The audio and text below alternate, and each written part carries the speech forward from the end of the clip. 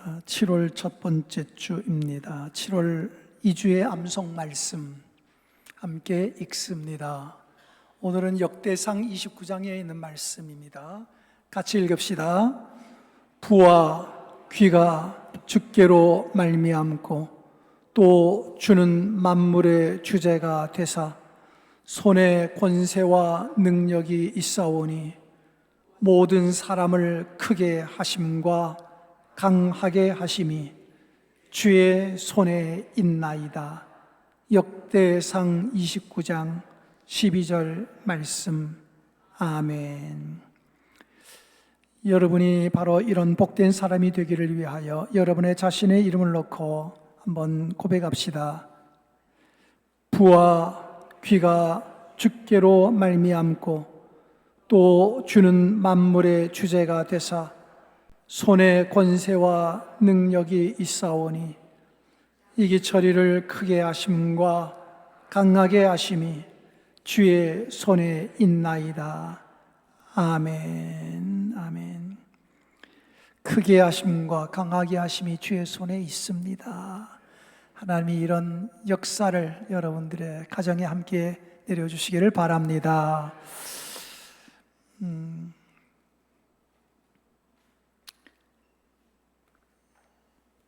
우리의 삶이라는 것이 모든 게 우리의 기대대로만 된다면 얼마나 좋을까요? 우리는 그렇게 생각하며 살고 있습니다. 그런데 또 곰곰이 생각해 보면 사람의 생각대로 기대대로 다 되는 게 내게는 좋을지 모르지만 세상에 좋을지 안 좋을지 그건 또 모를 일이에요. 저마다 다 자기 소원이고 다 이루어진다면 내가 볼 때 세상도 만만찮게 뒤죽박죽 될 것 같지 않아요? 어떻게 보면 또 살다 보면 내가 기대했던 것과는 정반대 방향으로 인생이 흘러가는 때도 있지요. 이스라엘이 그랬어요. 오늘 우리가 읽은 예레미야 30장에 있는 말씀이 바로 그 내용이거든요. 이스라엘 백성들은 하나님의 부르심을 받은 주림의 백성인데 현실은 굉장히 비참해졌어요. 이스라엘과 유다 나라가 포로가 되어서 이 나라 저 나라에 흩어지고 끌려가고 그렇게 돼서 먼 나라에 가서 그 나라가 지워주는 멍에 굴레를 뒤집어 쓰고 스스로의 힘으로 그걸 벗을 능력도 없이 살아가야 되는 그런 현실이었지요. 나라는 망했고 나라 잃은 백성들의 처지야 뭐 말해서 뭐 하겠습니까? 포로가 된 사람들의 인격이 그리 존중받지는 못했을 것입니다. 아니 이리 짓밟히고 저리 짓밟히고 또 이런 서러움 저런 서러움 다 겪으면서 하루하루 견뎌야 되는 게 그게 포로된 나라 백성들의 운명이지요. 오늘 성경은 바로 그런 운명 속에 있는 이스라엘을 이야기하는 것입니다. 하나님의 백성이 왜 이렇게 힘겨운 그런 삶을 살게 될까? 어떻게 보면 요즘에 예수를 믿는 우리 가정이 왜 이렇게 어려울까? 예수 믿는데 내 인생은 왜 이렇게 점점 힘겨워질까? 이런 이야기와도 서로 통하는 내용일 것입니다. 그런 어려운 현실 속에 있을 때 하나님께서는 예레미야에게 말씀하시기를 내가 너에게 전하는 말을 너는 기록해라 이렇게 말씀하셔요. 기록을 하라 그랬거든요. 이 기록을 한번 해놓으면 이건 지워지지 않잖아요. 그렇죠? 남는 거예요. 하나님의 약속이 지워지지 않는 약속으로 이제 우리들에게 남겨지는 거거든요. 그러면 하나님께서는 이걸 기록하라 했을 때는 그것을 예레미야를 통해서 이스라엘 백성들이 다 알게 하고 보게 하려는 의도가 있을 것입니다. 그럼 하나님께서는 예레미야에게 무슨 내용을 기록하라고 하셨는가? 또 그것을 기록하라고 하시는 하나님은 누구신가? 오늘 우리가 읽은 성경의 마지막 절이죠. 우리가 읽은 성경의 마지막 절은 너희는 내 백성이 되고 나는 너희들의 하나님이 되리라. 너희는 내 백성이고 나는 너희의 하나님이다. 그러면 이 말이 뭘까요? 하나님은 나의 하나님이다. 우리의 하나님이다. 여호와는 우리 가족들의 하나님이다. 이런다면 그건 어떤 의미를 지니는 것인가? 우리가 그냥 보편적으로 알고 있는 게 그렇지 뭐 내가 믿는 분이 하나님이지 이러지만 그 의미가 뭔가? 우리가 그 하나님을 부를 때, 그 하나님을 믿을 때 도대체 어떤 하나님을 믿는 것인가? 막연히 믿는 것이 아니에요. 성경은 오늘 몇 가지를 우리에게 가르쳐주고 있는데, 첫 번째, 나는 너희의 하나님이라 했을 때 이 말씀 속에는 나는 너희의 구원의 하나님이다, 이 소리예요. 따라서 하나님은 나의 구원자십니다. 아멘. 내가 너의 하나님이라고 했을 때 첫 번째 우리가 알아야 될 의미는 여호와는 나의 구원의 하나님이라는 거예요. 이 구원이라는 것은, 기독교에서 말하는 구원은 틀이 굉장히 넓어요. 우리가 보편적으로 알고 있는 구원이라는 개념은 죄로 인하여 죽을 사람이 죄사함을 얻고 영생을 얻는 것, 이것이 구원이라고 보지요? 예, 맞습니다. 그게 구원입니다. 가장 중요한 구원이지만 이것이 전부는 아니지요. 성경에 보면 병든 사람이 치료받는 것도 구원이라고 했고요, 바다에서 빠져 죽어가는 사람들이 건져내지는 것도 구원이라고 했거든요. 그러니까 구원의 의미는 굉장히 폭이 넓어요. 죄사함의 구원과 함께 우리들의 삶 속에서의 정말 절망스러운 상황, 그 현실에서 우리를 건져내시는 것도 구원이거든요. 나는 이런 의미에서 여호와는 누구신가? 나의 구원이시다. 내 죄를 용서하시는 구원자시며 나를 영원한 하나님의 나라로 이끌어가는 구원자이실 뿐 아니라 현실 속에 땅에 있으면서 내가 도무지 해결할 수 없는 절망적인 상황 속에 있을 때 거기서 나를 이끌어내시는 하나님, 그분도 나의 구원의 하나님이시다. 나는 이런 하나님의 은혜가 여러분 모두에게 함께하기를 바랍니다. 아멘. 그래서 오늘 성경에 보면 나오는 이야기가 그겁니다. 이스라엘 백성들이 포로가 되었는데 과거 이스라엘 백성들의 조상들은 어땠습니까? 이스라엘 백성들의 조상들은 애굽의 종노릇했습니다. 그래서 이집트의 종노릇하면서 그렇게 힘들어서 하나님께 부르짖으며 못 살겠다고 아우성을 치지 않았습니까? 하나님은 그 소리를 들으시고 모세를 보내어서 그 백성을 이끌고 출애굽하게 하셨지요. 오늘 예레미야 30장을 보면 그런 이야기가 나오는 것입니다. 우리 조상들은 애굽에서 노예살이하고 종살이 했더니 이제 우리들은 다시 시대가 바뀌어 우리들은 이제 또다시 포로가 되어서 아수르의 포로가 되고 바벨론의 포로가 되어서 또다시 우리 조상들처럼 신음하며 괴로워하고 두려움 속에 살고 있습니다. 우리에게는 평안이 없습니다. 이게 바로 우리가 읽지 않았지만 그 앞부분에 나오는 예레미야서 30장의 이야기예요. 두려움은 가득한데 평안은 없어요. 이게 하루하루 살아가는 그들의 현 주소지요. 이런 상황 속에 있을 때 하나님께서는 나는 너의 하나님이다 말씀하셨는데, 그 어려운 처지와 환경에서 너희를 구원해 줄 자가 여기 있다. 내가 바로 그다.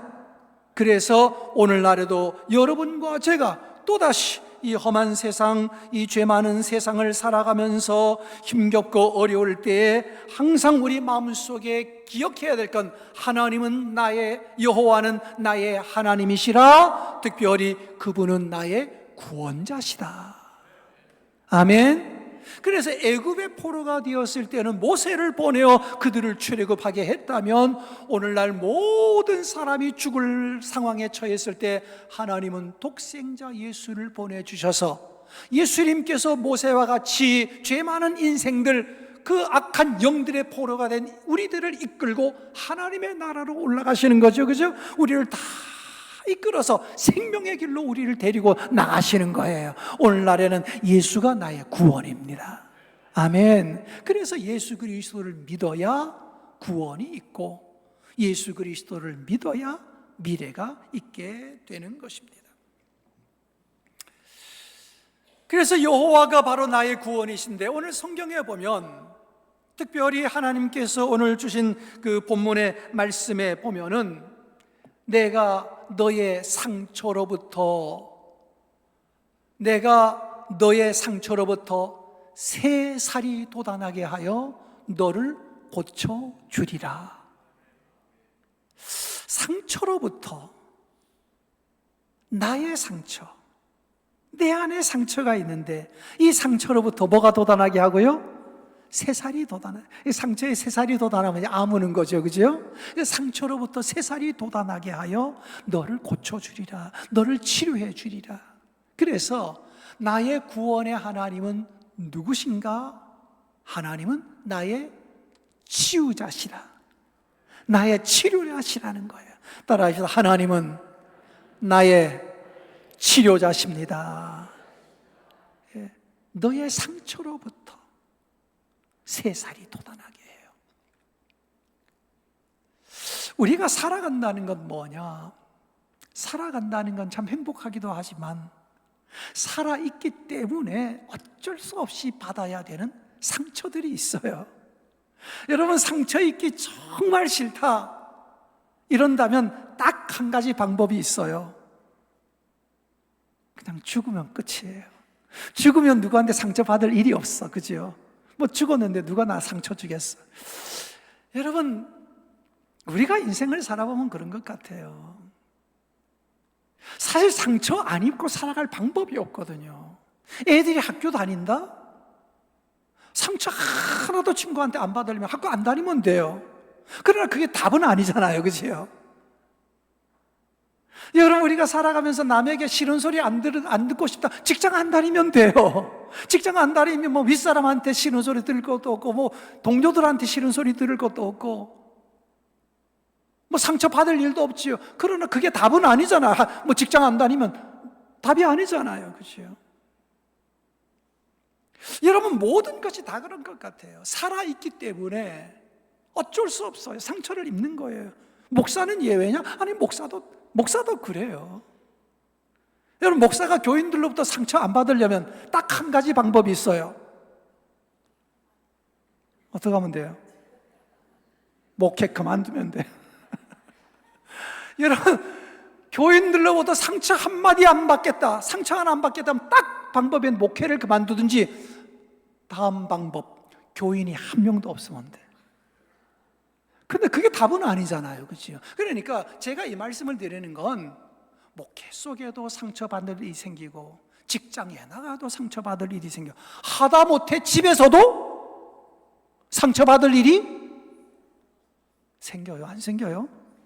뭐 가끔 생기잖아요. 맨날 생기지 않다가 가끔 가다가는 남편이 쓸데없이 말 한마디에 속 빡빡빡빡 긁어 나가서 하루 종일 화딱지가 나고, 그럼 방법은 딱 하네. 남편이 사라지면 되잖아. 근데 그게 답은 아니잖아, 그지요? 그러니까 어쩔 수가 없어. 우리 인간들은 어디 살든지 살아있기 때문에 상처를 받아요. 예수님도 마찬가지예요. 그렇게 훌륭하셨지만 상처를 받으셨나요? 예, 상처 받으셨죠. 배반이라는 상처를 제자들이 배반을 했잖아요, 그죠? 제자들이 다 도망쳐버렸지요. 유다는 팔아버렸지요. 가장 믿었던 사람들이 다 배반해버린 거예요. 그 상처가 얼마나 크겠어요, 그죠? 먼 사람이 뭐 이렇게 배반하거나 뭐 싫은 소리 했다면 그건 또 조금 견딜만 하지만, 정말 믿었던 사람들이 배신했다? 참 참기 어렵잖아요. 예수님은 그런 배반을 당해버린 상처가 있는 거예요, 그죠? 거기다가 우리가 잘 알지만 채찍에 맞으셨지요, 못 박히셨지요, 창에 찔리셨지요. 이게 다 상처지요, 뭐. 근데 예수님은 누구시냐? 상처 입은 치유자예요. 상처를 받아 보셨기에 상처 입은 자들의 아픔을 알아요. 주님이 상처를 받아 보셨기에 우리들이 상처를 받아 힘들 때 그 아픔을 보고 계시고 알고 계신다는 거지요. 내가 네가 얼마나 상처가 큰지 안다. 내가 네가 얼마나 아픈지 안다. 그런데 이 상처를 해결할 능력이 우리에게 없어요. 그래서 오늘 성경에 내가 너의 상처로부터 새살이 돋아나게 하여 라는 표현은 나오지만, 그 앞에 보면은요 12절에 내 상처는 고칠 수 없고, 거기 나오죠? 내 상처는 고칠 수 있다 없다? 없고 내 부상은 중하도다. 여러분, 이 상처를 고칠 수가 없는, 우리 어디 가서 이걸 해결을 못하는 거예요. 여러분, 이게 내가 해결할 수 있다면 괜찮은데 해결을 못하니까 문제지요. 아니, 시간이 지나면 해결해 주겠지, 세월이 약이겠지 하지만 세월이 약이 아닐 수도 많아요. 세월이 지나도 여전히 상처가 남아있는 거지요. 바로 그럴 때에 주님께서 하시는 말씀이 뭐냐면, 내가 너의 상처로부터 새살이 돋아나게 하여. 주님은 내가 상처 입은 걸 알아요. 내가 스스로 상처를 치유할 능력이 없는 것도 알아요. 그래서 주님이 내 상처에 새살이 돋아나도록 은혜를 베풀어 주시겠다는 거예요. 그 주님은 누구시냐? 내 상처를 치료하는 치유자시라는 거예요. 아멘. 그래서 나는 이 하나님이 여러분과 함께 계신다는 거지요. 내가 너의 하나님이다 했을 때는 너의 치료할 수 없는 상처, 그래서 그 상처를 끌어안고 네가 눈물 흘리고 괴로워하고 인생을 살아갈 때 신음하고 이럴 때에 내가 네 상처 치료해 주마, 거기에 새살이 돋아나게 해 주마. 이게 주님의 말씀이지요. 위로의 말씀이지요. 여러분, 세상에서 우리가 상처를 당하나 우리의 상처를 치료해 줄 사람이 없다. 그럴 때 딱 한 분이 계십니다. 우리 하나님, 그리고 사랑이 많으신 예수 그리스도. 그분이 나의 상처의 치유자가 되시더라. 그래서 아무도 네 상처 치료해 줄 수 없어. 너도 네 상처를 스스로 해결할 수 없어. 내가 너의 상처에서 새살이 돋아나게 해야 네 상처가 치료돼, 이거지요. 그러니까 우리가 죄로부터 영원히 죽을 수밖에 없으나 죄의 공격을 받아 우리는 이리 상하고 저리 상하고, 그죠? 이리 깨어지고 저리 깨어지고, 이리 망가지고 저리 망가졌어. 우리 스스로 이 망가진 걸, 망가진 인격이나 망가진 죄로 인하여 무너져버린 이런 것들이나 스스로 우리가 일어설 능력이 없을 때 하나님은 독생자 예수를 보내주시고 예수 그리스도의 한없는 사랑으로 말미암아 그분이 우리의 상처를 치료해 주셨다는 것, 그리고 지금도 치유하고 계시고 앞으로도 치유해 주실 것이라는 것, 이런 믿음 속에 살아가는 성도들이 되시기를 간절히 바랍니다. 그리고 주님께서는 우리의 치유자가 되실 뿐만 아니라 오늘 성경에 우리 주님께서는 나는 너의 하나님이다 했을 때 주시는 음성은 뭐냐 하면, 나는 너의 소망이다, 이런 뜻으로 받아야 돼요. 다시 말하면 하나님은 나의 구원이시다, 하나님은 나의 치료자시다, 하나님은 나의 소망이시다. 이스라엘 백성들이 지금 나라가 망했잖아요. 포로로 잡혀갔잖아요.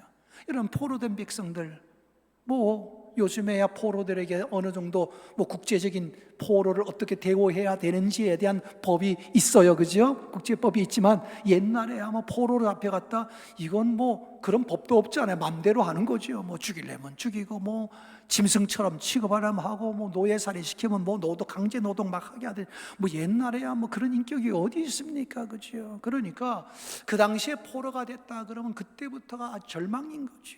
하루하루가 피곤하고 지치고,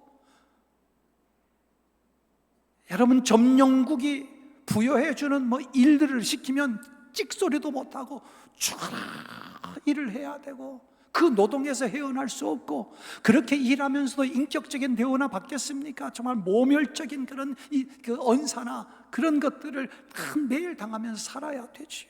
아무 희망이 없는 상태예요. 스스로 상처를 치유할 수 없는 것처럼 스스로 국가를 회복할 능력도 없었던 것이요.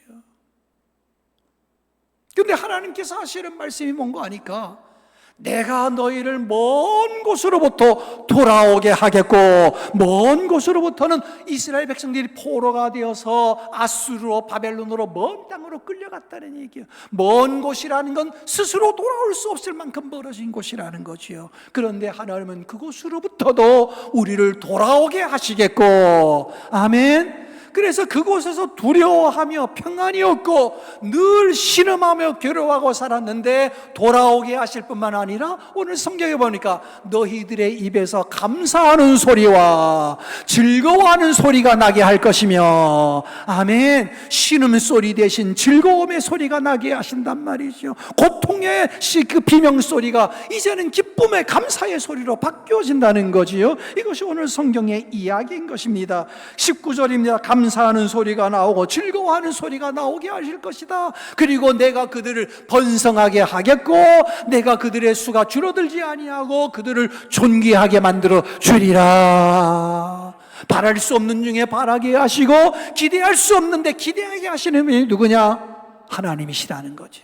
지금 여기서 내가 기대할 수가 없어. 왜? 나는 이렇게 포로가 되어서 이렇게 비참하게 인격적으로 짓밟히다가 이렇게 죽어라 강제노동에 시달리다가 여기서 내가 벗을 수 없는 멍에를 짊어지고 살다가 그냥 거꾸로 죽을 수밖에 없구나. 이게 절망적인 현실인데 하나님께서 약속하시는 것이 뭐냐? 아니다, 돌아오게 할 거다. 아니다, 너의 입에서 이제는 기쁨의 소리, 찬송의 소리, 즐거움의 소리가 다시 나오게 될 거다. 내가 너를 번성하게 하리라. 내가 너를 존귀하게 여겨주리라. 짓밟히던 비천한 인생을 하나님께서 높여주시게 되는 거예요. 그래서 우리가 지금 이 현실이 너무 힘들고 어렵고 도대체 해결 능력이 없을지라도 나는 너의 하나님이다 했을 때 우리는 믿어야 됩니다. 하나님은 내 앞에 소망을 두셨다.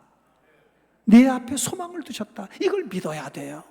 아멘. 그래서 우리는 그리스도인들은 아무리 현실이 어려워도 현실 속에서 아름다운 미래를 꿈꿀 수 있는 사람인데 그걸 꿈꾸게 하는 게 뭐냐? 나는 너의 하나님이다. 내가 너를 도와준다. 이 말씀이 꿈꿀 수 있게 하는 희망의 말씀이라는 거예요. 제가 책 한 권이 있는데 이건 이제 헤르만 헤세의 글인데 이 책 제목이 그거예요. 삶을 견디는 기쁨이에요. 여러분, 이 제목이 저는 참 의미가 있다고 봐요. 삶의 기쁨.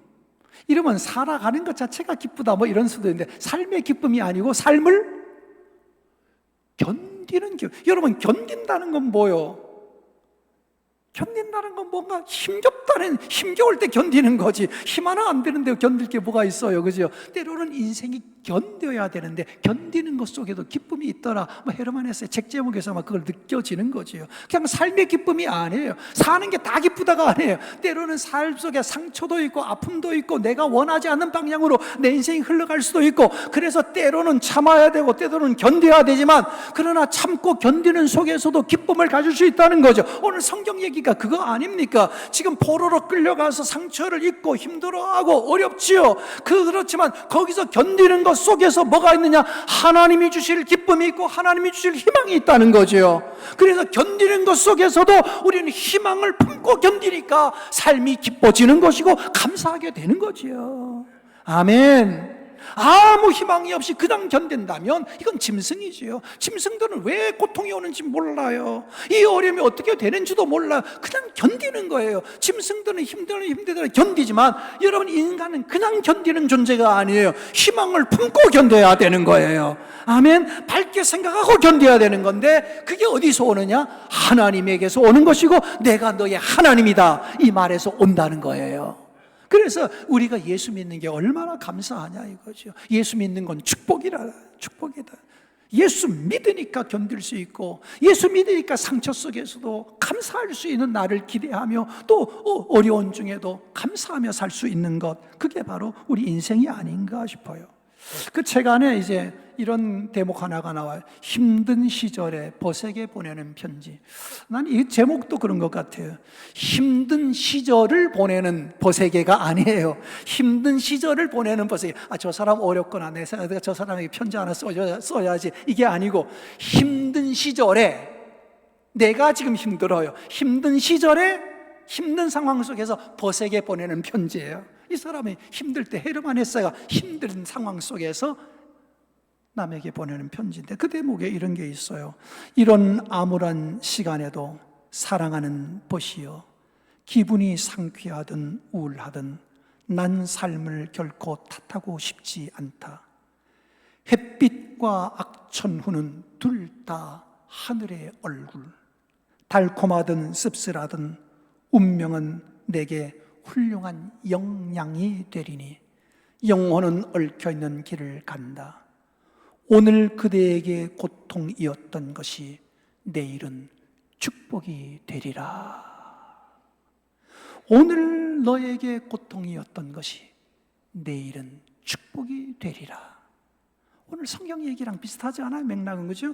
지금은 상처고, 지금은 신음이고, 지금은 두려움이고, 그렇지만 내일은 이것이 축복이 되리라. 누가 하십니까? 우리 하나님이 하십니다. 그래서 너희를 먼 곳으로부터 돌아오게 하겠고, 너희의 입에서 감사하는 소리, 즐거워하는 소리가 다시 흘러나오게 할 것이며, 모든 것을 잃어버린 너희들이 다시 번성하게 될 것이고, 포로가 되어 비천하게 짓밟혔던 너의 인생을 내가 이제는 존귀하게 만들어 주리라. 난 이런 하나님의 약속이 예레미야를 통하여 기록되어 오늘 우리들에게까지 전해진 것을 감사하게 생각합니다. 이 말씀은 그 당시 이스라엘 백성들을 향한 말씀이지만 오늘 나를 위한 말씀이구나. 오늘도 힘겹게 하루하루 살아가는 우리들을 향한 주님의 말씀이구나. 내가 너의 하나님이다. 내가 너의 구원자다.